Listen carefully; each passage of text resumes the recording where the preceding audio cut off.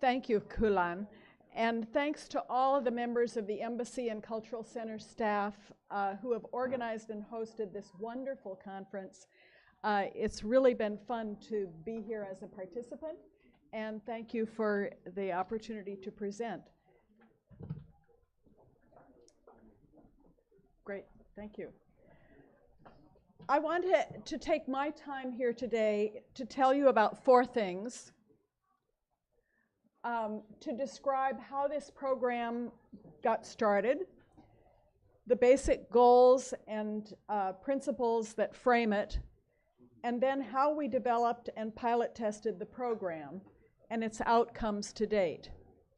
Finally, I want to be sure to leave 10 minutes at the end to give you time to ask questions and give me your suggestions for enhancing and expanding the program that I'm presenting as we move forward, because that, to me, is very important. So 15 or so years ago, I came to an evening exhibit of watercolors by young Mongolians here at the Embassy. As a biology teacher from Colorado with a love for the grasslands of eastern Colorado. And that was a seminal event. It convinced me that I really did want to pursue my dream and explore the expansive grasslands of Mongolia. And this is one of the watercolors that I bought that evening and took home with me as inspiration. In 2014, I finally got to Mongolia with a friend, and through the American Center for Mongolian Studies, got help in finding Nara, the perfect driver, mechanic, and fellow explorer who joined the two of us. So the three of us spent 5 weeks traveling from Ubi to the Gobi and all the way up to Choibalsan and the Russian border, exploring much in the same way that Sun Min has just finished describing, asking for directions all along the way, getting lost on roads, and seeing all sorts of livestock and mammals as we traveled through the country, discovering wildlife from gazelles to butterflies and wildflowers. And of course, we met many wonderful people. They told us that they rarely saw travelers like us, but they would like to see more. And let me see if I can use the pointer here. This woman, Dege, who is the counselor at a rural school, told us that over a third of the families in her area were living in poverty. We talked about a number of ways. Well, first of all, we talked about our experiences traveling. And then we talked about ways that travelers could compensate herders for visits. And she explained how useful some supplemental income could be to the less advantaged herders. I said, how might they use money if they acquired it? And she immediately said, to rebuild their herds after extreme weather events. That's a real need. And I'm sure all of you are familiar with the increased frequency of die-offs of the herds, as here documented by the Census Bureau, and other researchers, of course, have documented this. And we also learned firsthand from reports of extreme weather events that herders told us as we traveled around, that as Clyde described in our keynote yesterday, the increase in extreme weather events throughout Mongolia is a real problem. So when we got back to UB at the end of the 5 weeks, before we left Mongolia, I contacted Tunga, who's the head of the Nomadic Nature Conservation Organization, and I said, we need to have lunch and talk before I fly out tomorrow. So we got together, and I told her what I had been thinking and learned, and she talked about the herder communities that she works, and schools that she works with throughout Mongolia. As you can see in this map from the NNC website, the red dots are places where they have programs and have worked with herder communities and rural schools. And while NNC has worked for years to help rural families develop their sustainable livelihoods and nomadic culture in ways that conserve the natural resources on which they depend, through the NNC current programs, NNC had not been able to meet a real important need that they also perceived, which is the need to supplement herder incomes in a way that enables the less affluent herders to rebound from extreme weather. We left our lunch conversation, both of us, committed to finding funding that would enable us to work on a project that would, as it says here, enable rural communities to attract travelers, enable travelers to learn about and from rural Mongolians, and enable both groups to profit from the experience. So I flew back to the United States, and we, over email, crafted the objectives of this program that we had in our mind's eye, and decided what we wanted to do was identify herder communities that wanted to work with us and develop with the herder communities authentic experiences that they wanted to offer to travelers to learn about the nomadic lifestyles. We wanted to create an infrastructure to support that program, and we also wanted to cultivate relationships with partners or sponsors who could help recruit participants for the program. In the intervening months, Tunga identified 2 herder communities who she had worked with NNC. Both of them, as you can see in red here, are adjacent to national parks and accessible to travelers and tourists. One of them, the Darkut community, is just northeast of Ulaanbaatar, and the other, Uljar Galant, is on the west side of the Big Gobi National Park down here. The Uljar Galant community is in fact nomadic to this day. Their overwintering area is down here by the Chinese border, and they move up here in summertime. The Darkut community is a residential community. They live in the same valley year-round. So Tunga talked to both of these communities, described our initial concept, and they were both enthusiastic about the idea. So given our objectives for the program, I went out to see if I could find a good fit for funding. And I learned about the Fulbright Specialist Program and applied for one of those positions and started that process. At the same time, Tunga went to the U.S. Embassy in Ulaanbaatar and described to them our concept. And because for part of the Fulbright Specialist application requires you to identify a source of funding within UB to provide some additional funds. And so soon we in fact got funding from both the Fulbright State Department program here in Washington, D.C., and from the U.S. Embassy in Ulaanbaatar. And that was enough funding to enable us to work together for 30 days in 2016 and for another 15 days in 2017. Once we got together in 2016 back in UB, we developed these 6 design principles for the program that we envisioned. It was very important in our view that we would deal with the waste generated by visitors. We would make sure that when we visited a herder community, we would not leave them with a chunk of waste from visitors. We wanted to make sure that the community members had an equitable way of sharing their involvement in the program, their work on the program, and the income from the program, and that it would not be divisive to the community. We also wanted to make sure that the community had identified one contact person for Tunga to work directly with, And if it was going to be an overnight program, that there was a community gare where overnight visitors could stay. This one was very important to all of us because we wanted to make sure that each program was unique to that community, that the community itself identified the special things that they wanted to share and show off to visitors, and also that they defined the limits of the program. This is not intended to displace their normal livelihoods and their normal work, but to be a supplement. And we knew that they had regular work to do.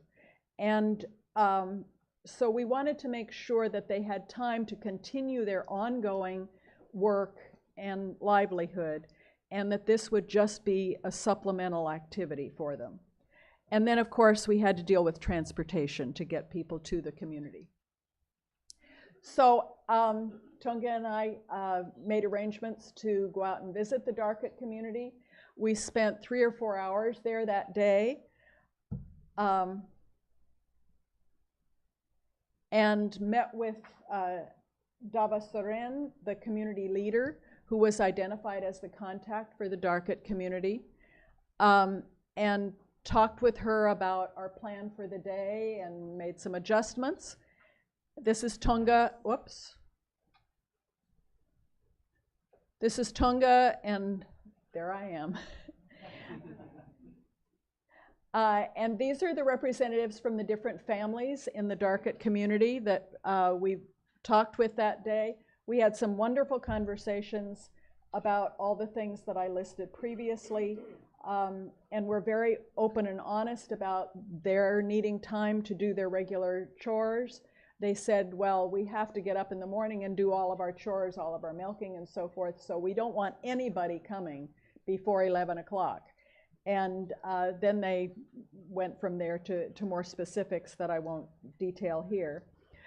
We told them that one of the things that we needed from them was both a brainstormed list of the kinds of activities that they wanted to do with visitors, and photos and descriptions of those activities so that we could take them back to UB and advertise the program and explain to people, you know, what they were getting into and recruit participants.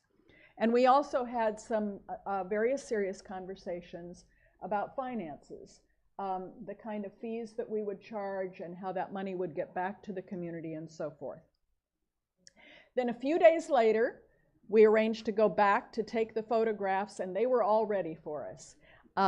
They had a clear idea of what kinds of things they wanted to do with visitors, and were all ready for some candid photos, which we went around and took, doing everyday tasks like boiling milk, showing us how they made yogurt and dried arul.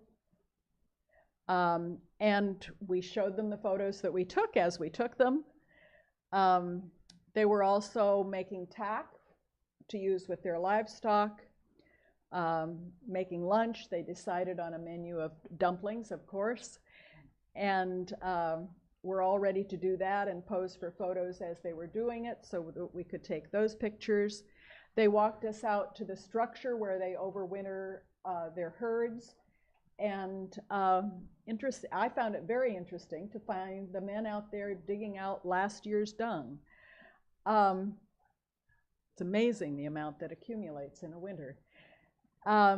They wanted to show off archery because they thought visitors would be interested in learning a little bit more about archery and about playing the morankur. So we took all of those photos and the descriptions that they came up with and put together a flyer. And we got colored copies of it, and we distributed it to guest houses and restaurants where we thought it was the prime place to recruit participants, and got no participants. And what we learned from that experience was that when people fly into UB, they have a full agenda of what they're planning on doing every minute of every day until they fly out again. And our partners at the US Embassy were really key in our success, because what they did with the information on the flyer is they published it in the newsletter for the U.S. Embassy employees and their families. And immediately, we got 5 or 6 responses, which was the size of group we designed this program for. The community said, we don't want a busload of people arriving. We want 5 or 6 people that we can show around and talk with and, you know, really give them an authentic experience of our lifestyle and the way we live. So we were all set with our recruits, woke up the morning of that was scheduled for the event. I think it says there it was August 9th, and it was raining.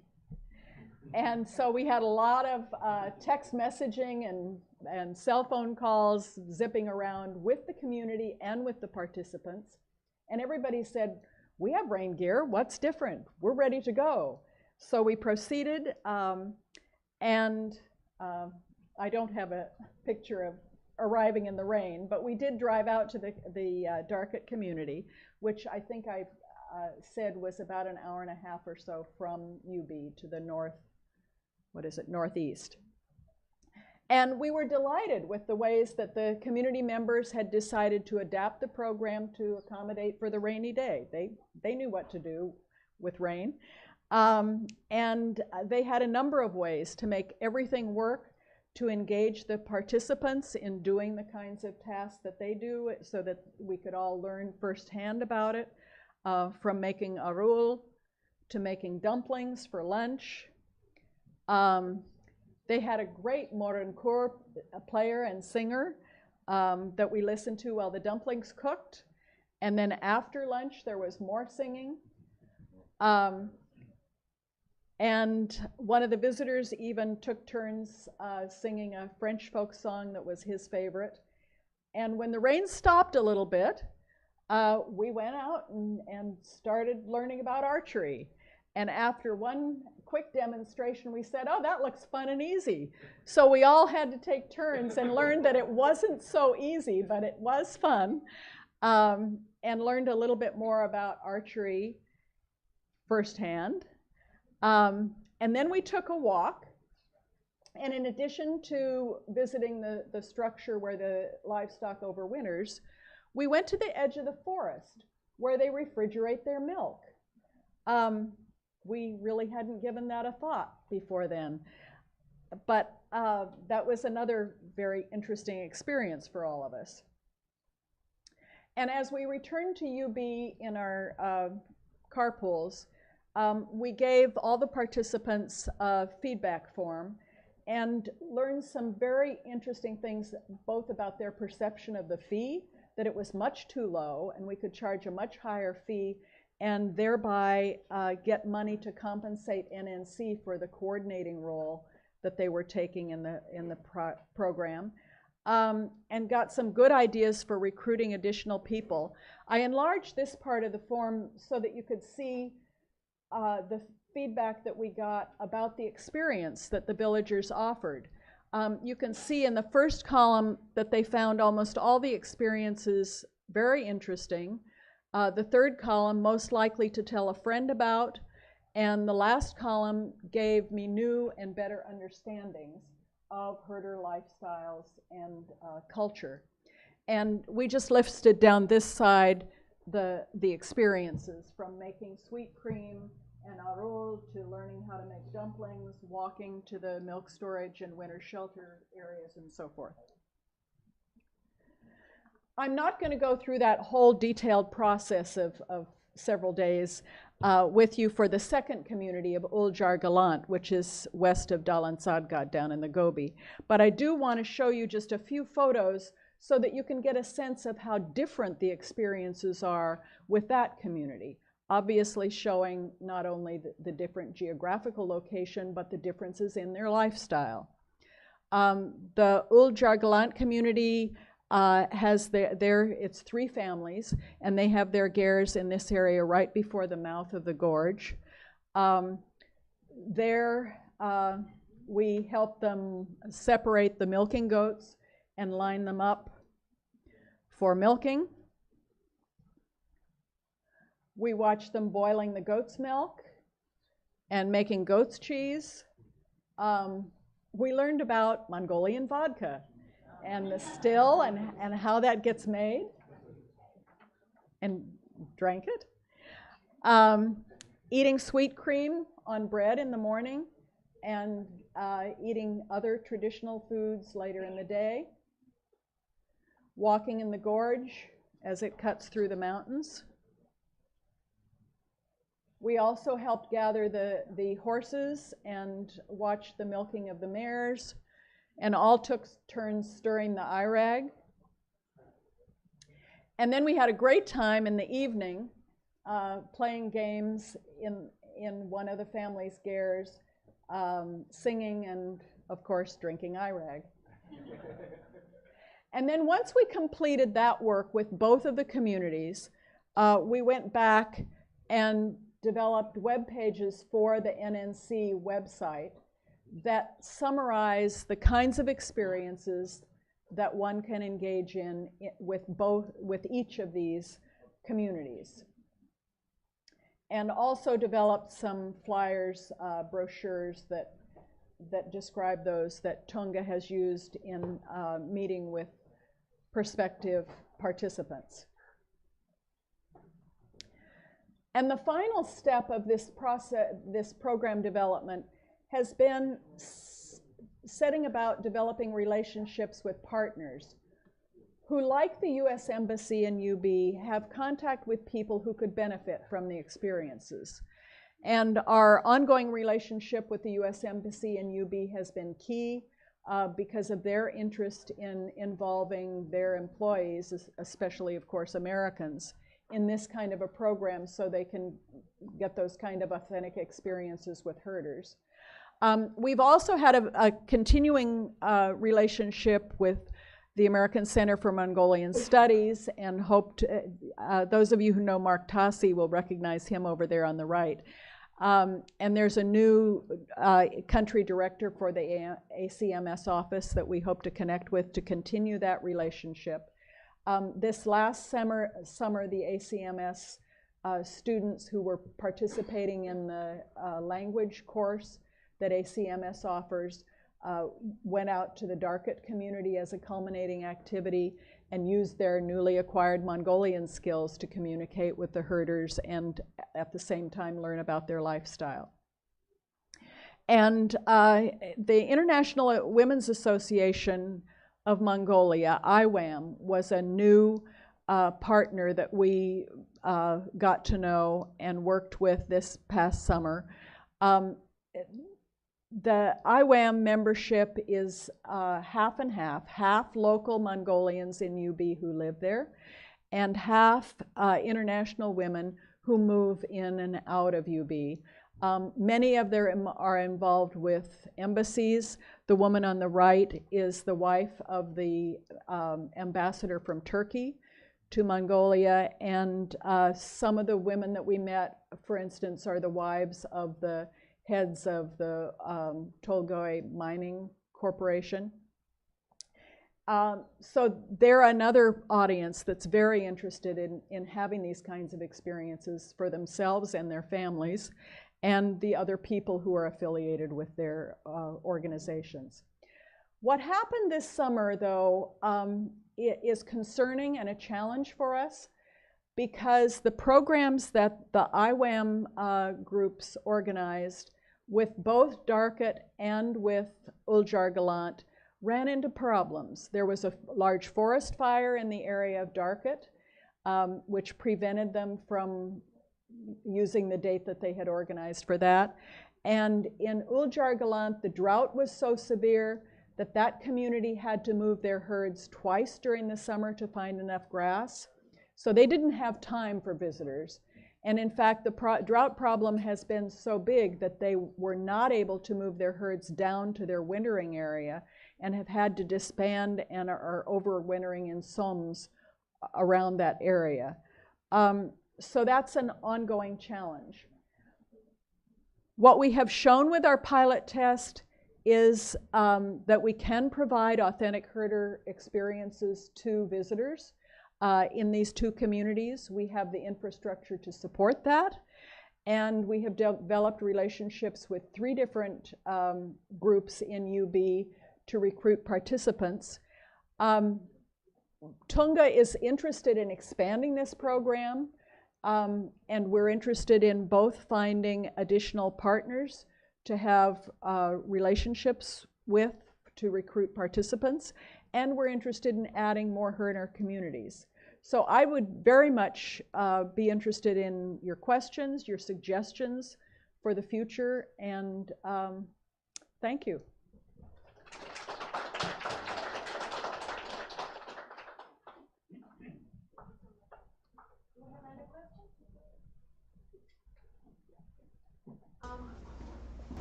So would you say this model is kind of a social entrepreneurship and competing with the travel industry, travel companies in the market? That opens up a whole nother series of questions, because in the very beginning, we thought we were going to get more directly involved with the travel industry, the tourism organizations, and we abandoned that thought relatively early on for 2 reasons. One, because of the size of the groups. The herder communities did not want van loads full or buses full of visitors coming. They wanted a smaller, more authentic interaction with the visitors. The second reason is we kept hearing stories about how herder communities had been, quite frankly, taken advantage of by tourism companies. And we did not want to open that door at all. So for those reasons, I consider this program to be quite different and not competitive with the tourism industry itself. And I'd be happy to hear more of your views about that.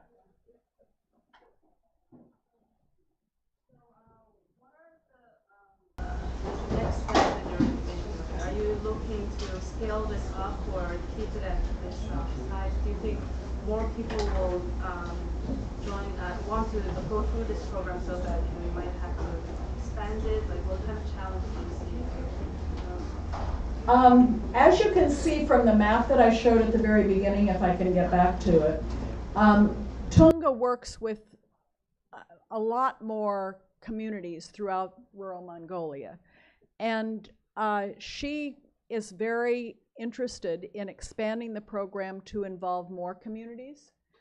And we're interested, these 2 communities are interested in having somewhere between 3 and 4 visits each summer during the growing season from May, June to September, while they're milking and processing milk and doing those kinds of activities. And that's sort of the window in the calendar year for which the program is designed.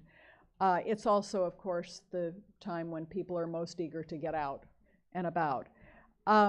So I think both,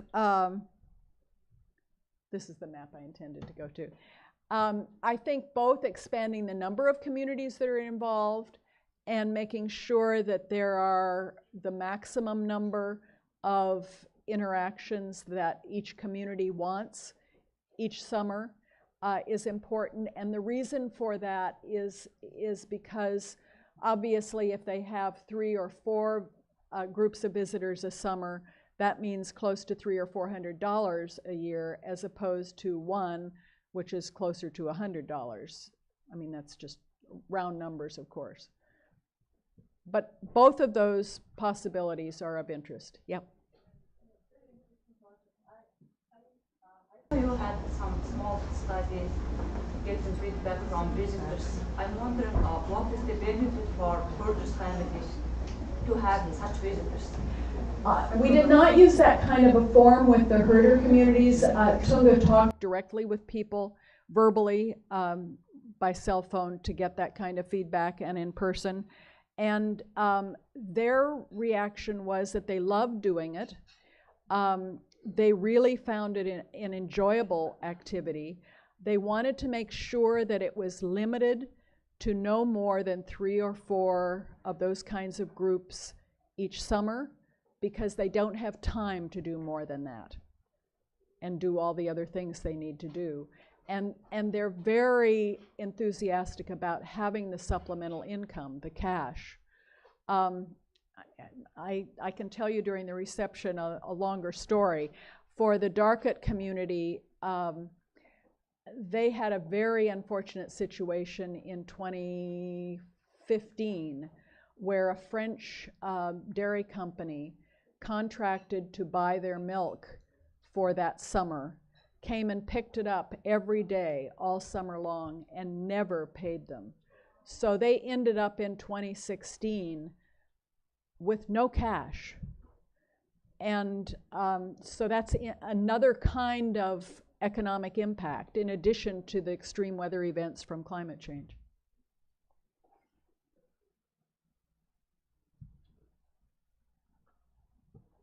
Okay, thank you very much.